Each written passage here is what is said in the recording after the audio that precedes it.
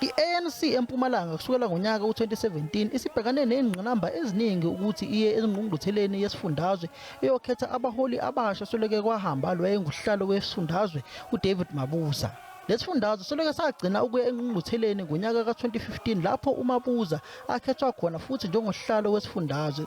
Sukela lapho abakaze beye engqungqutheleni. Izinhlangothi ezihlukene ngaphakathi eqenjini ziyabanga. Ingqungquthela yesifundazwe sizobanjwa ngoMarch ngomhla ka-11 kuya ngomhla ka-13. Lapho futhi kuzocaca khona ngekusasa lephini likaMongameli we-ANC uDavid Mabuza engqungqutheleni yazwelonke ngoDisemba.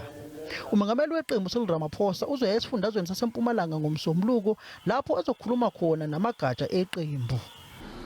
And this issue of thinking that your enemy is your enemy forever and you are going to belong to one faction against the other must come to an end.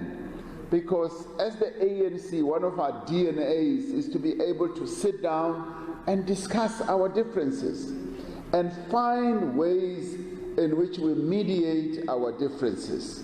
Ikomiti elibhekele ukusebenza mihla namalanga kwi-ANC selihlakaze amakomiti aseMpumalanga kanye nase-Eastern Cape ngoba isikhathi sabo sekusebenza sesiphelile. Kukhona ngaphakathi eqenjini abakade behlongoza ukuya ezinkantolo.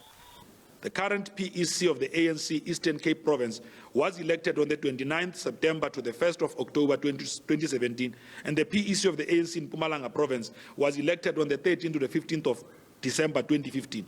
Accordingly, the terms of office of both PECs have expired.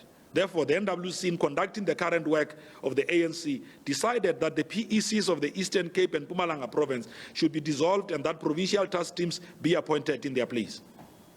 The provincial task teams will fulfill the functions of the PEC and will be responsible, amongst others, for ensuring that provincial conferences are held to elect provincial executive committees.